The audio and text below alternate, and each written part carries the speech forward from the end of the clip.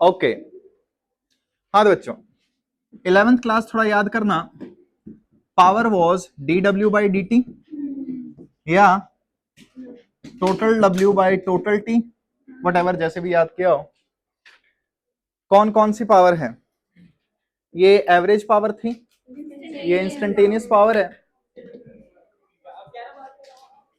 हाँ भाई, dw/dt इसे f.v लिख सकते हैं, याद आए? ये सारी पावर थी, but all of these were mechanical power. I hope आपको याद हो, रोटेशनल चैप्टर तक मोशन इन स्ट्रेट लाइन से ग्रेविटेशन, एसएचएम, वेव्स, ये सारे मैकेनिक्स के पार्ट। ठीक, तो वहां पे मास था, यहां मास वगैरह का लफड़ा नहीं है, यहां हम करंट इलेक्ट्रिसिटी इस टॉपिक में। तो यहाँ की जो पावर होगी that will not be mechanical power, क्या कहेंगे यहाँ की पावर को? Electrical power. Electrical power is rate of dissipation of electrical energy। हाँ भाई, डिसिपेशन बोले तो कॉन्स्टिपेशन, डिस करना। क्या मरी हुई आत्मा मिल जाती है मेरे को, एक हफ्ते के लिए गायब हुआ और सारे इतने दुखी हो गए हैं। तुम तो ऐसे बिहेव कर रहे हो जैसे सारे शादीशुदा बैठे हो यहाँ पे।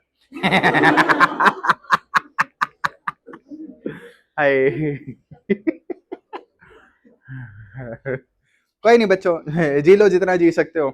वही यहीं खाएगी क्या? मेरे को चिढ़ा के कैसे खाएगी सी? ये जो चॉकलेट तूने ली है पहले उसने खोल के चाट के वापस रख दी थी। ठीक है, रैपर वो फेविक्विक सुना है? बालक काम हम कर देते हैं। आइए, हाँ भाई, अरे ओए, डिसिपेशन वर्ड का मतलब है लॉस। ओके, इलेक्ट्रिकल एनर्जी का जो लॉस होता है उसको टाइम से डिवाइड कर दो, that will be your what. तो ढंग से बोल दो ना, थोड़ा सा रिस्पॉन्ड कर दो, क्या हो गया तुम्हारे? हाँ, किसी की किडनी जा रही है या मौसी जा रही है? यू नो मौसी की किडनी बेचनी होती है आईफोन के लिए। एक मौसी थी, 2 आईफोन आ गए तो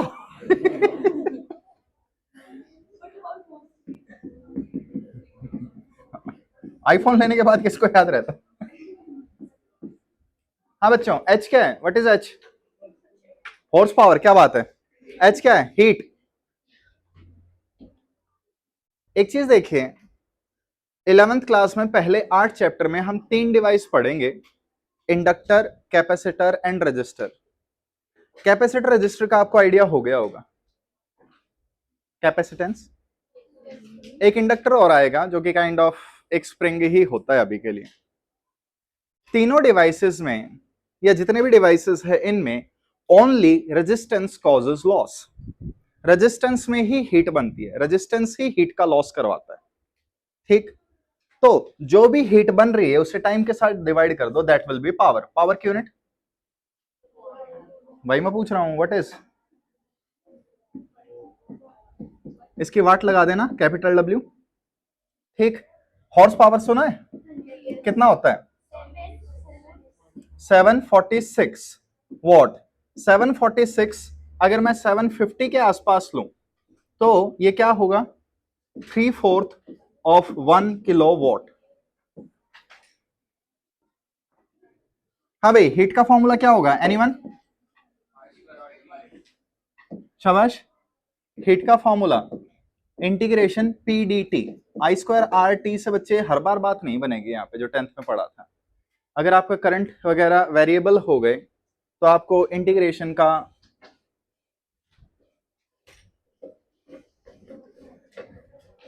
क्या हुआ? बच्ची अजीब तरीके से देख रही थी, कुछ चुरा के खा रही थी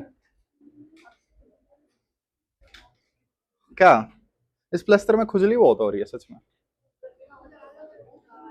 उतार दूं? क्या आइडिया है बच्चों, क्या आइडिया है?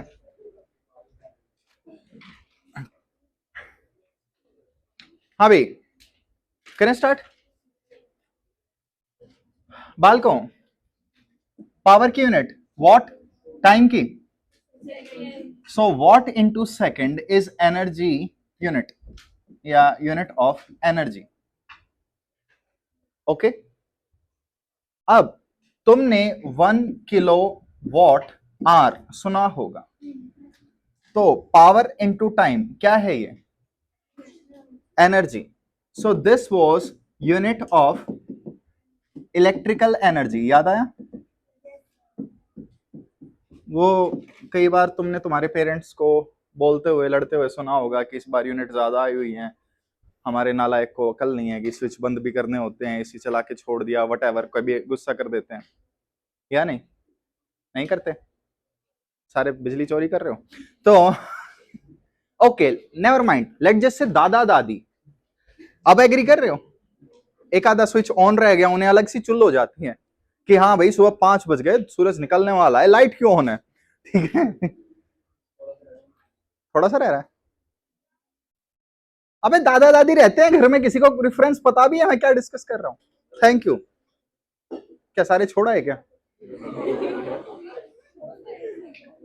ओके, तो चलो आजकल उतना लाइट वगैरह के लिए लड़ते नहीं है, लेकिन मीटर में जो रीडिंग दिखाई देती है, तुम में से कोई हॉस्टल वगैरह में रहता है, उसे ज्यादा आइडिया होगा कि एसी लगवा लिया तो एसी के साथ मीटर लगा दिया, ठीक है। सो बच्चों, 1 kilowatt is 1 unit of electrical energy, या जस्ट 1 यूनिट। हाँ भाई, किलो क्या होता है? 10⁻³ आर 600 सेकेंड। तो बताइए 1 किलोवाट क्या होगा? 3.6 Michael Jackson mega joule, million joules. ये कुछ आपका रेफरेंस वगैरह था, किसका? 11th या 10th क्लास, देख लेना।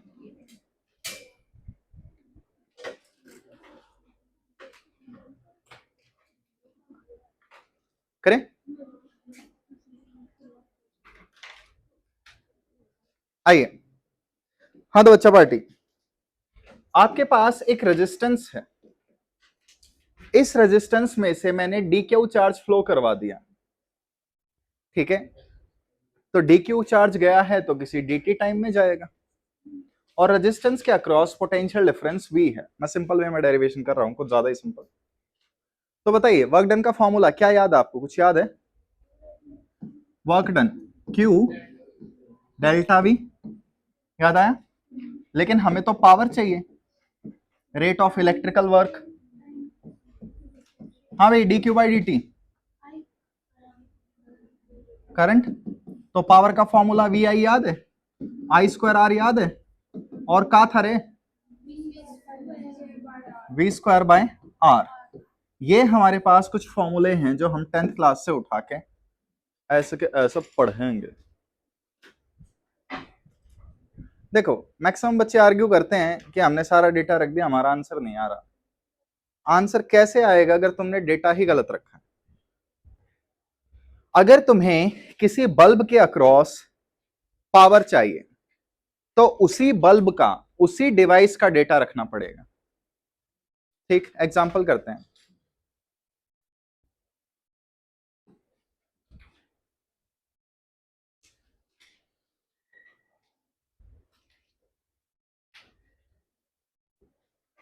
करें? चेंज करो। ओके, एक सिंपल सा एग्जांपल, कुछ ज्यादा ही सिंपल।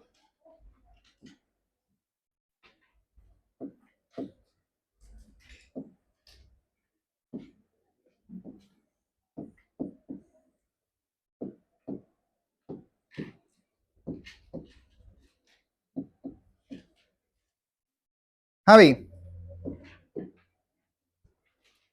पावर आपको बताती है पर सेकंड कितनी एनर्जी वेस्ट हो रही है, या पर सेकंड कितनी एनर्जी इलेक्ट्रिकल से किसी और फॉर्म में चेंज हो रही है, ठीक। जैसे ऊपर पंखा चलता है तो पंखे ने आपको हवा दी, लेकिन पंखे ने इलेक्ट्रिकल एनर्जी यूज कर ली, तो इलेक्ट्रिकल एनर्जी का लॉस हो गया। अब वो किसी और में कन्वर्ट हो गई, वो हम नहीं देख रहे, ठीक।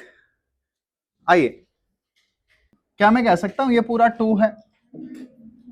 अब एक चीज देखो, या तो तुम इसे फर्दर आगे सॉल्व कर लो या फिर यहीं से सीधा आंसर निकाल दो।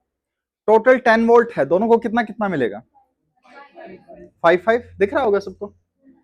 तो इसे भी 5 वोल्ट मिलेगा, इसे भी कितना मिलेगा? 5 वोल्ट। या फिर 2 और 2 4 हो गए। सर्किट में करंट कितना होगा? 10/4, 2.5 एम्पेयर। कोई प्रॉब्लम किसी को? आइए हेल्प करवाइए। मुझे फाइंड आउट करना है 2 ओम वाले को कितनी पावर मिलेगी। फॉर्मूला बताइए कौन सा लगाऊं। यहां पे मैंने तुम्हें तीनों डेटा दे दिए VIR, तो तुम कोई भी फॉर्मूला यूज कर सकते हो, लेकिन आगे आगे क्वेश्चंस में तुम्हें भी पता है तुम्हारे पास सारा डेटा नहीं होगा। VIR तीनों में से जो डेटा जिसका अवेलेबल है उसी के अकॉर्डिंग फॉर्मूला एडजस्ट कर लो।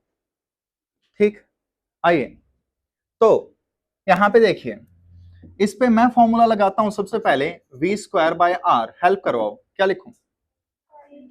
5²/2 कितना आंसर आया? 12.5 वॉट। मान लो मेरे चुल हुई नहीं, मैंने कहा I²R लगाता हूं। इसमें से कितना करंट पास हो रहा है? 2.5, इसका स्क्वायर इंटू 2। किसी का मैथ अच्छा हो तो 625 होता है, उसका डबल करोगे यही बनेगा। तो किसी भी तरीके से तुम कोई भी फॉर्मूला लगा लो, तुम्हारा आंसर आएगा, जैसे आएगा आने वाला। लेकिन मान लो मैं तुमसे 6 ओम से पूछ रहा हूं, तो V²/R वोल्टेज पता है 6 वाले की कितनी है? 5 वोल्ट बाय रेजिस्टेंस 6। लेकिन अगर मैं 6 वाले पे फॉर्मूला लगाऊं I²R, तो मेरे पास अभी तक I अवेलेबल नहीं है। कई बच्चे क्या करते हैं, इसका I ले लिया, इसका R ले लिया और इसका डेटा निकाल रहे हैं। Do not try this at home और आउटसाइड। ठीक, जिसका तुम्हें डेटा निकालना है उसी का डेटा फॉर्मूले में लिखा जाना चाहिए, अदरवाइज कोई हेल्प नहीं की जा सकती। ओके, करें आगे। क्वेश्चन लिखिए। पावर तुम्हें आती ही है, बस उस पावर को हम थोड़ा सा कॉम्प्लेन बूस्ट, हॉर्लिक्स वगैरह पिला के, बॉर्नविटा, पेडिग्री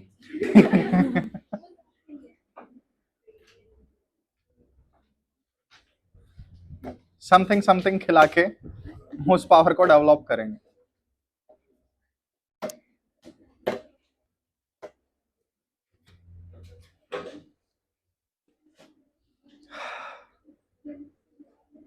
करें स्टार्ट। आइए नेक्स्ट क्वेश्चन।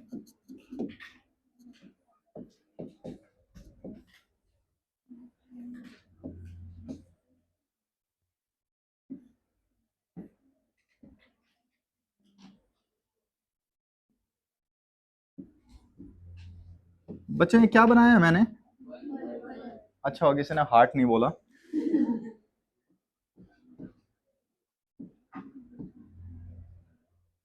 ये मैंने कुछ आइडेंटिकल बल्ब्स बना दिए, तीनों के तीनों, तीनों का रेजिस्टेंस सेम है, बन गए। तीनों बल्ब्स के नाम है X, Y, Z। लिखा?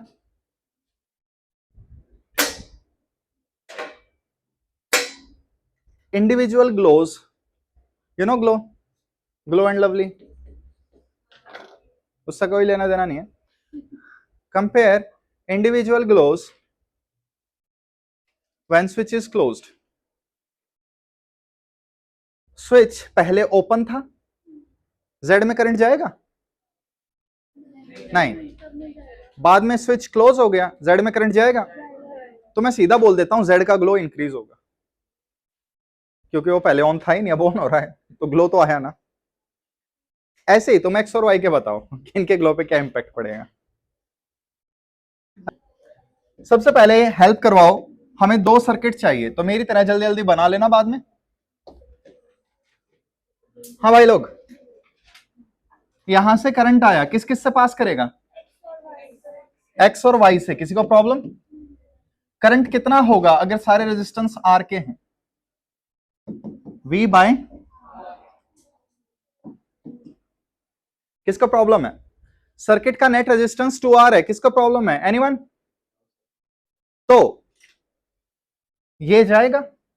अब आप एक चीज देखिए, अगर हर बल्ब के लिए मैं formula I square R use कर लूं तो सारे बल्ब्स का R सेम है? दे रखा है बेटा क्वेश्चन में। नहीं बालक, अभी और बाद में, अभी तो सीरीज में है एक्स और वाई। नेवर माइंड, आइए। हाँ भाई, इसमें से करंट कितना जाएगा? V बाय 2R, इतना करंट जा रहा है। इसमें से कितना जा रहा है?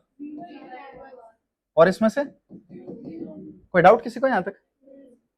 तो यहां मैं कह सकता हूं X और Y का ग्लो सेम होगा और Z का क्या होगा? जीरो। Z का जीरो है, ग्लो होगा ही नहीं। हाँ, ये नोट किया सबने?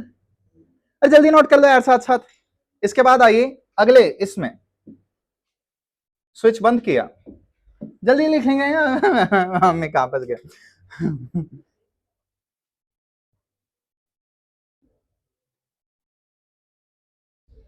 करें स्टार्ट? हाँ भाई आओ, ये दोनों कैसे हैं? कितना हुआ? R/2। ये नेट रेजिस्टेंस कितना हुआ? 3R/2। किसी को भी प्रॉब्लम? यहां से करंट कितना आएगा? घुमा फिरा के यही कहना चाहते होगे या नहीं? X में से पास करेगा 2V/3R। Y और Z इक्वल है, कितना पास करेगा? अरे तो 2 से डिवाइड कर रहे हो, 2 कैंसिल आउट कर दो, आधा आधा। तो इससे V/3R, इससे भी V/3R। किसी को प्रॉब्लम? किसी को यहां तक प्रॉब्लम हो? अब एक चीज देखो, मैं X बल्ब का I स्क्वायर R चेक करना चाहता हूं। X बल्ब में करंट इंक्रीज हुआ या डिक्रीज हुआ है? X बल्ब में पहले करंट था 0.5, अब X बल्ब में करंट है 0.6, तो X में करंट इंक्रीज हुआ। तो क्या लिखें? Current in X increases, hence power increases. X का ग्लो इंक्रीज होगा, Y का बताइए। तो Y में ध्यान से देखें तो पहले 0.5 करंट था, अब ओए अब 0.3 करंट है। तो Y में करंट क्या हो रहा है? डिक्रीज। तो Y का ग्लो डिक्रीज होगा। Okay, which of the following identical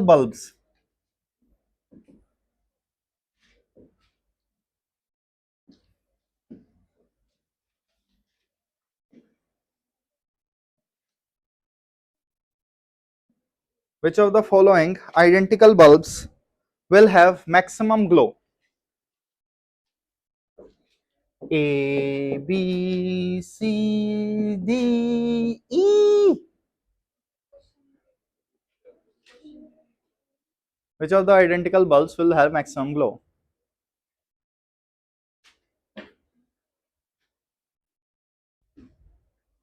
लिख लिया?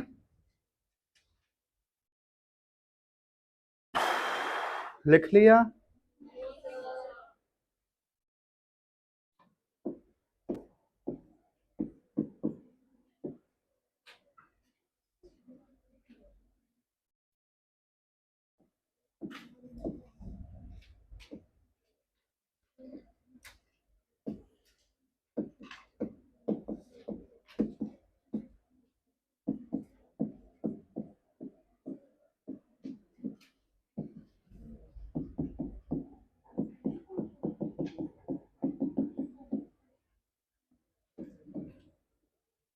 हाँ तो अच्छा पार्टी गैस करो। A B C D E भी ले ले। हाँ भी करें स्टार्ट? आइए सबसे पहले ये वाले क्वेश्चन कॉपी पेन के बिना ही करने होते हैं, लेकिन मैं पहली बार करवा रहा हूं इसलिए कॉपी पेन के साथ करवा देता हूं। सारे बल्ब आइडेंटिकल हैं, सबका रेजिस्टेंस सेम, किसी को प्रॉब्लम? इन दोनों के रेजिस्टेंस आर आर, क्या मैं कह सकता हूं दोनों में से करंट सेम होगा? करंट सेम, रेजिस्टेंस सेम, तो पावर सेम, ए और बी की पावर सेम होगी, किसको डाउट है? ए और बी का बल्ब जो है ग्लो सेम रहेगा, सीरीज में। सिमिलरली क्या डी और ई पैरेलल में है? जो भी इन पे वोल्टेज होगी सेम होगी।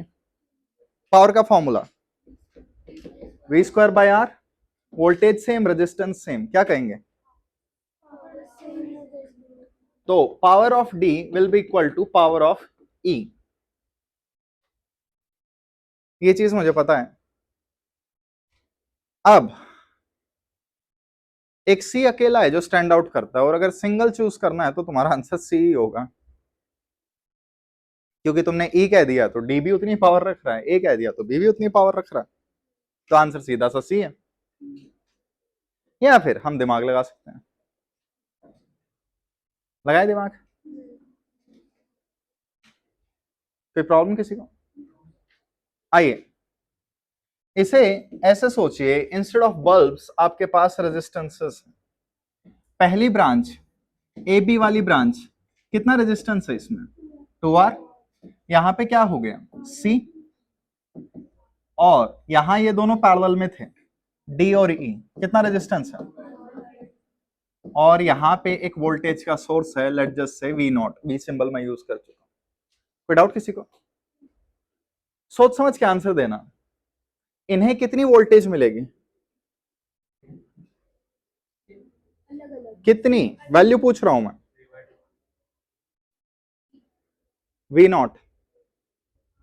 ध्यान से देखो, ये ब्रांच और ये तीनों पैरेलल में हैं या नहीं दिखते? अब भी ये सारे पैरेलल में हैं, तो ए बी को, इसको कितना मिल रहा है? V0। तो इसमें से करंट कितना होगा? V0 bye 2R। हमें करंट पता चल गया, हम हर बल्ब का एग्जैक्ट डेटा बता सकते हैं। तो ए बी को करंट मिल रहा है 0.5। ओके, अब इस ब्रांच का रेजिस्टेंस कितना है? 3R bye 2। एग्री कर रहे हो? ये दोनों बैटरी के साथ डायरेक्ट कनेक्ट है। इस ब्रांच को कितना करंट मिलेगा? 2V0 bye 3R। कोई डाउट करना चाहे? ध्यान से देखो, सी को कितना करंट मिल रहा है? 0.66। यहां से करंट आया इतना, डी और ई है, दोनों को आधा आधा मिलेगा, तो बताओ सबसे ज्यादा करंट किसको मिल रहा है? सी को। हम डायग्राम से देख सकते हैं करंट सी को मैक्सिमम मिल रहा है, इसलिए सी का ग्लो मैक्सिमम होगा। ठीक, तो लिख लो current in C is max. C में करंट मैक्सिमम जा रहा है, तो सी में आई स्क्वायर आर। तूने डायग्राम ही नहीं बनाया, प्राउड ऑफ यू। तूने लिखा ही नहीं, क्यों लिखा?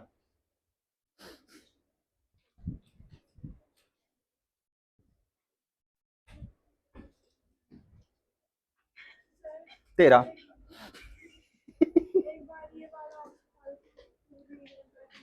बालक देख, ए बी, अगर मैं ए बी ब्रांच को हटा भी दूं तो भी सी डी ई पे फर्क नहीं पड़ रहा, क्योंकि घर के डिवाइस पैरेलल में कनेक्ट होते हैं, एक ऑफ हो गया तो बाकियों को फर्क नहीं पड़ता। अब ध्यान से देखो, यहां R बाय 2, 3R बाय 2 हुआ, वोल्टेज निकाली, करंट टोटल आ गया। अब आपको पता ही है आगे। नेक्स्ट क्वेश्चन लिखिए।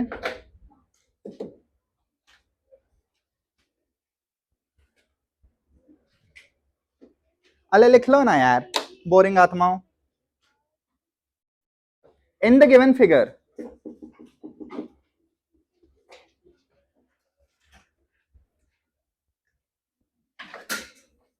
मैं क्यों लिखवा रहा हूं? हाँ, in the given figure relation among resistances, जल्दी लिखो, सबके पास 1 मिनट है।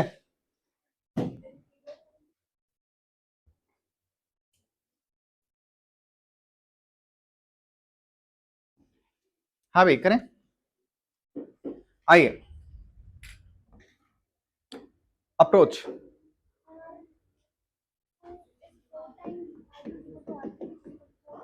P2 P3 इक्वल है, क्या मैं कह सकता हूं दोनों पे वोल्टेज सेम हो गए? तो P2 पे V square by R, P3 पे V स्क्वायर बाय R, तो 2 और 3 एग्जैक्टली इक्वल हो गए, हमें ये पता है 2 3 इक्वल है।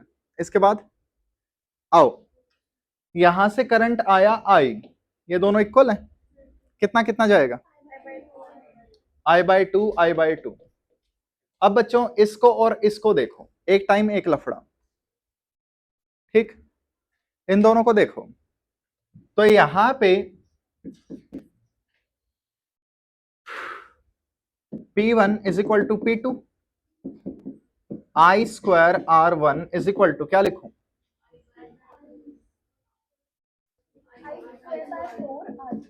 शाबाश,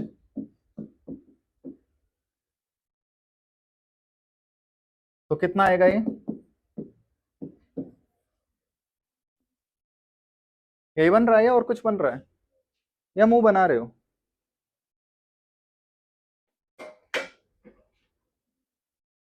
दोबारा से, दोबारा,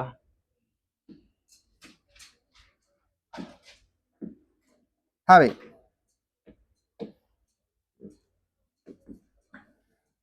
हेडिंग डालिए।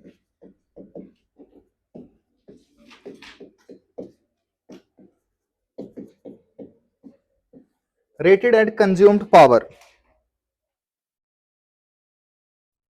रेटेड एंड कंज्यूम्ड पावर, करें स्टार्ट। बालकों, तुमने आजकल मैक्सिमम सबके पास एंड्रॉयड होगा आई होप घर में, एक तो एंड्रॉयड के चार्जर को देखा होगा,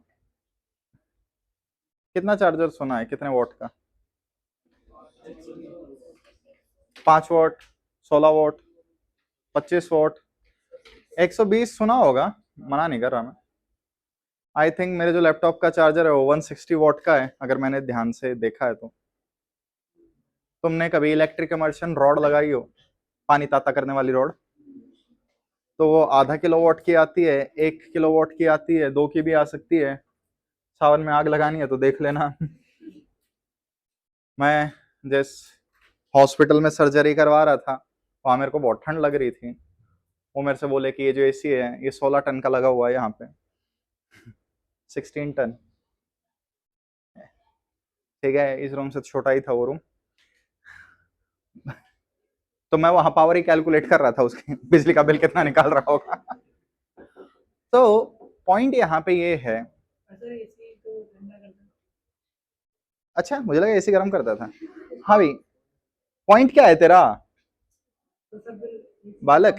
एसी ओवरऑल गर्म ही करता है, कभी बाहर एसी के पीछे जो हवा वो फेंकी जाती है वहां चले जाना, तुम्हें पता चल जाएगा एसी ज्यादा गर्म कर रहा है, ठंडा नहीं कर रहा। वरना एसी यहाँ की ठंडक निकाल के बाहर गर्मी फेंक रहा है, तो वो कैंसल आउट क्यों नहीं हो रही? क्योंकि वो इलेक्ट्रिसिटी को भी हीट में बना रहा है। तो एक फ्रिज अगर एक रूम में खुला रह जाए तो टेम्परेचर पे क्या इम्पैक्ट पड़ेगा? टेम्परेचर इंक्रीज होगा रूम का। फ्रिज ने अंदर की ठंडक बाहर फेंकी या अंदर की गर्मी बाहर फेंकी, what ever, cancel out. Fridge ने जो इलेक्ट्रिसिटी यूज की उसको भी हीट बना के फेंका। तो फ्रिज अगर खुला रह जाए तो रूम टेम्परेचर गर्म हो जाते हैं। आपकी अगर छोटी सी किचन है, रात को फ्रिज खुला छोड़ दो, सुबह तक खराब तो होगा ही, साथ में किचन बहुत गर्म मिलेगी। तो हीट तो बनेगी ही बनेगी। अब जो भी तुमने डिवाइस देखा हो उसके ऊपर कुछ वैल्यू रिटर्न में आती है। हमेशा तुम्हें 220 वोल्ट लिखा हुआ मिलेगा as long as Indian instruments देख रहे हो, और साथ में यहाँ पे पावर की रेटिंग होगी P वॉट। नेक्स्ट टाइम कोई भी डिवाइस लो, उसका इनपुट आउटपुट जो भी तुम्हें पता है वहां पे चेक कर लेना। मोबाइल चार्जर्स के ऊपर हम थोड़ा ज्यादा नोटिस करते हैं, ठीक है। तो तुम लोग तो जब भी नया फोन लो हमेशा वॉटिंग चेक कर लेना उसकी कि हाँ भाई वोटेज 16 25 इससे ज्यादा ही हो, क्योंकि फोन जल्दी चार्ज चाहिए, हमें पता नहीं क्या करना होता है लेकिन जल्दी चार्ज चाहिए। ठीक है। हाँ तो बच्चों, जो वैल्यू रिटर्न आती है, रिटर्न ऑन डिवाइस, किसी भी डिवाइस पे, उस वैल्यू को हम रेटेड वैल्यू कहते हैं या फिर मार्क्ड वैल्यू कहते हैं। ओके। एग्जाम्पल, मैं एक बल्ब लेके आ गया, पुराना वो जो ट्रांसपेरेंट बल्ब था जिसके अंदर टंगस्टन दिखता था वो वाला, और उसके ऊपर लिखा हुआ है 220 वोल्ट 100 वॉट, ये लिखा हुआ है उसके ऊपर, तो ये कौन सी वैल्यू हो गई? Marked value, rated value. ठीक है, ये इसे कहेंगे, रिटर्न वैल्यू नहीं। अब मैंने इसे एक बैटरी से कनेक्ट कर दिया और वो बैटरी भी कितने की है? 220 वोल्ट की।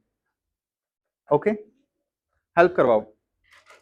हाँ भाई, इसे 220 वोल्ट चाहिए, मिल रहा है, तो ये कितनी पावर खाएगा? 100 वॉट। ठीक। फॉर एग्जाम्पल, क्लास में मैक्सिमम कैपेसिटी किसकी है पिज्जा खाने की? डोमिनोज के जो रेगुलर छोटे वाले पिज्जा आते हैं, कितने खा सकते हो? वो डिपेंड कर रहा है टॉपिंग वगैरह पे, लेट जस्ट से कोई टॉपिंग नहीं है, बिल्कुल सिंपल है, कितने खा सकते हो? 4। स्लाइस की बात नहीं कर रहा हूं, 4। बॉयज बोलते अच्छे भी लगे, गोल वाले 5? सच में? पेट के अंदर ब्लैक होल है क्या एक सिटिंग में?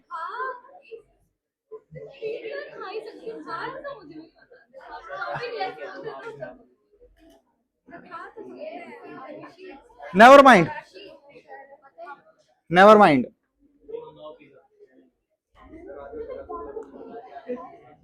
बेटा इसी बात पे मैं खा लूंगा आज, ठीक है।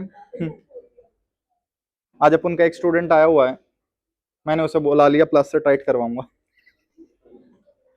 तो पॉइंट यहां पे मेरा ये है, लेट जस्ट से एक बच्चा मैक्सिमम 5 पिज्जा खा सकता है, कंडीशन सप्लाइड, और मैंने उसे 5 ही दे दिए, तो वो कंज्यूम कितने करेगा? 5। लेकिन फॉर सम रीजन कड़की आ गई और मैंने उसे आधा पिज्जा दे दिया, कितना कंज्यूम करेगा? आधा ही कर सकता है, कौन सा मैथ लगा रहा है बे? ठीक है, उसके सामने आधा पिज्जा पड़ा है, 5 खा सकता है, कितना खाएगा? आधा ही खाएगा। कंज्यूम्ड का मतलब है कितना वो यूज करेगा, और मार्क्ड का मतलब है उसके ऊपर कितनी वैल्यू रखी हुई है। घर में कई बार तुमने देखा होगा लाइट फ्लक्चुएट करते हैं, तो क्यों फ्लक्चुएट कर रहा है बे? तो यहां पे यही सिनेरियो दोबारा देखिए, मैंने क्या किया, मैंने सेम बल्ब लिया, मैं क्यों बना रहा हूं दोबारा, मैंने मिटाया क्यों? हाँ भाई आइए, लेकिन इस बार मैंने इसे 110 वोल्ट सप्लाई कर दिया। कितनी चाहिए इसे? 220। लाइट डिम आ गई, क्या इसे 220 मिल रही है? नहीं। क्या ये 100 वोट कंज्यूम करेगा? ठीक है, तो ये यहां पे कितनी कंज्यूम करेगा? आंसर है 25 वोट। थोड़ी देर में प्रूफ करवा दूंगा, थोड़ी देर में लिखवा दूंगा 25 कैसे आया, लेकिन पॉइंट समझ में आया? मान लो लाइट बहुत ज्यादा आ गई, लाइट कितनी आ गई? 440 हो गई, तुमसे 20 ज्यादा। ठीक, जोक भी समझ नहीं आते। हाँ, तो लाइट बहुत ज्यादा आ गई, तो बल्ब कितना कंज्यूम करेगा? 400 वोट। 4 गुना का फर्क होता है, उड़ जाएगा। एक दिन मेरी वॉशिंग मशीन उड़ गई थी, मेरे को तो लगा था मैंने उड़ाई है, लेकिन वो लाइट ज्यादा आ गई थी, घर पे सबको यही बताया। तो ये पॉइंट समझो तुम, ठीक है। तो आप देख सकते हैं रेटेड पावर क्या होती है, इतने पे मिलना चाहिए, लेकिन कंज्यूम्ड वैल्यू डिफर कर सकती है डिपेंडिंग ऑन आपने कितना उसे सप्लाई किया। ठीक, जैसे लेट जैसे एक इंस्टीट्यूट है जिसमें कुछ क्लासेस की छुट्टी कर रहे हैं क्योंकि एसी वगैरह नहीं चल पा रहे, तो उस इंस्टीट्यूट को बनाया ऐसे गया है कि सारे एसी एक साथ चल पाए, लेकिन जैसे ही प्रैक्टिकल केस आता है नहीं चल पाते। रीजन, जितनी ज्यादा बाहर गर्मी होगी एसी उतनी ज्यादा इलेक्ट्रिसिटी कंज्यूम करेगा, एसी की कूलिंग वगैरह भी चेंज हो जाएगी। ये कोफिशिएंट ऑफ परफॉर्मेंस होता है, टेम्परेचर वगैरह, हीट इंजन कुछ पढ़ा हो तुमने, ठीक है। तो पॉइंट मेरा समझो, यहाँ पे रेटेड और कंज्यूम्ड अलग अलग है। अगर तुम्हारे एसी के साइड में एक डब्बा लगा हुआ है जिसमें इलेक्ट्रिकल रीडिंग्स आती हैं, तो तुमने रीडिंग कभी 219, 222, 230 ऐसे फ्लक्चुएट होती हुई देखी होंगी। एग्जैक्ट रीडिंग हमेशा 220 रहनी चाहिए, लेकिन नहीं रह सकती, ठीक है।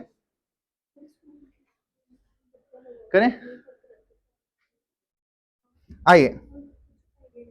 हाँ तो बच्चों, एक चीज बताओ, दोनों सिनेरियो दोबारा ले लेते हैं।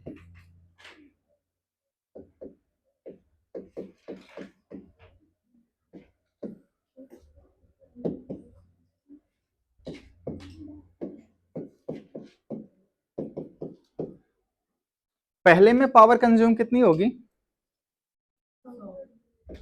100। दूसरे में 100 होगी? 100 तो नहीं होगी ना। चेंज क्यों हुआ? क्योंकि मैंने सप्लाई गलत दे दी, सप्लाई अलग दी। दोनों केसेस में मैंने क्या चेंज नहीं किया? वोल्टेज तो चेंज की है, बल्ब, बल्ब वही है, इसलिए मार्किंग वही है। तो पावर का फॉर्मूला क्या यूज करेंगे? V²/R। प्लीज याद रख लेना, अगर किसी क्वेश्चन में नहीं दे रखा है कि वोल्टेज सेम है या करंट सेम है, तो क्या मानेंगे? वोल्टेज सेम, बिकॉज घरों में सारे डिवाइसेस पैरेलल में लगाए जाते हैं, ठीक है। आपको बाय डिफॉल्ट वोल्टेज सेम मान के ही चलना है। एक स्विच बंद हो गया तो पैरेलल में फर्क नहीं पड़ता दूसरे को। तो पावर का फॉर्मूला क्या है? V²/R। कौन सी चीज चेंज नहीं होगी? R। Resistance remains constant, condition supply, temperature वगैरह हम नहीं देखेंगे, ठीक। रेजिस्टेंस कांस्टेंट रहेगा, ये चीज आपको मान के चलनी है। रेजिस्टेंस में चेंज आएगा, क्वेश्चन में मेंशन्ड होगा। तो क्या मैं कह सकता हूं पावर प्रोपोर्शनल टू V²? कोई डाउट? दो पावर हमने पढ़ी, एक है रेटेड या मार्क्ड, दूसरी सप्लाइड या consumed. Okay, is equal to का लिखे रहे? ओ मरी हुई आत्माओं, कुछ तो बोल दिया करो। नहीं, वोल्टेज कंज्यूम नहीं हो सकती, वोल्टेज सप्लाई होती है, ठीक है। वोल्टेज कंजप्शन कोई सेंस नहीं बनेगी। बात आई समझ में सबको? तो अब समझ में आ रहा है, अगर वोल्टेज में हाफ कर रहा था तो पावर 1/4 क्यों हो रही थी, ठीक। तो ये वाला फॉर्मूला थोड़ा सा देख लेना, हम कुछ जगह यूज करेंगे कमीनो, ठीक है। हाँ बच्चों,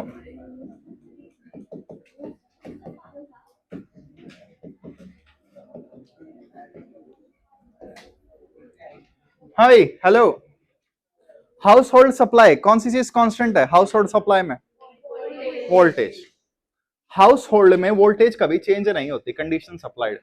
कि तुमने अपने रणबीर मिस्त्री से कुछ नहीं करवाया, ये लोकल जो मिस्त्री होते बालक, वो प्रैक्टिकल है, वो चेंज होता ही है, मान के चलेंगे।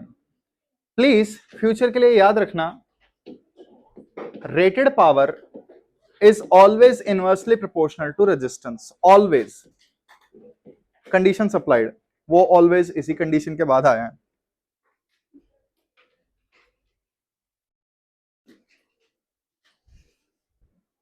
ओके, खुद समझ के बताना। तुम्हारे पास घर में एक गाइजर है, एनीवन गाइजर? अमेरिकन में गाइजर होता है, गाय का जार, ठीक। और तुम्हारे पास और क्या है? एक मोबाइल का चार्जर है, जो मेरे को बनाना नहीं आता। बन गया, बन गया काइंड ऑफ। तुम्हारे पास एक 5 वॉट का चार्जर है, और तुम्हारे पास गीजर कितने वोटिंग का होता है? 25 लीटर वाला, किसी के घर में लगा हुआ हो।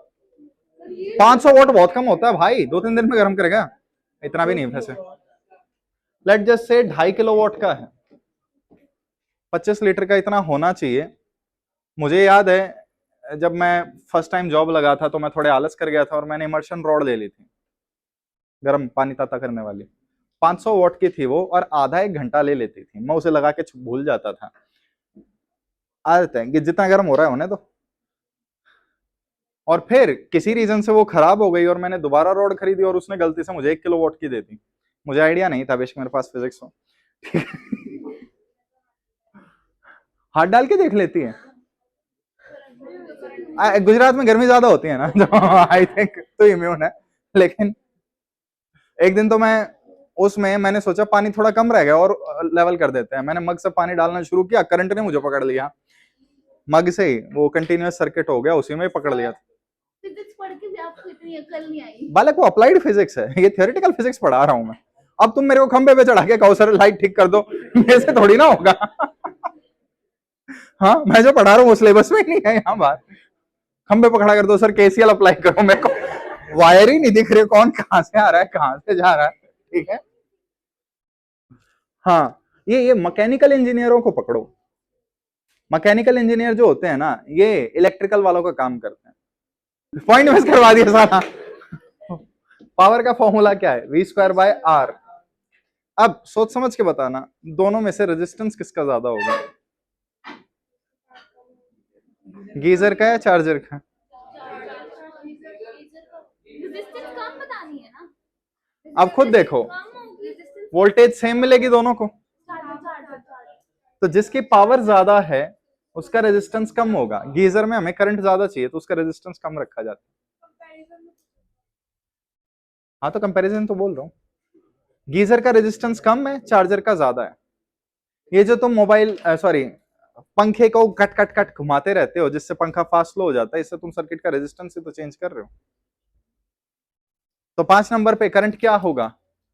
मैक्सिमम। तो रेजिस्टेंस मिनिमम। सोच लेना बच्चों।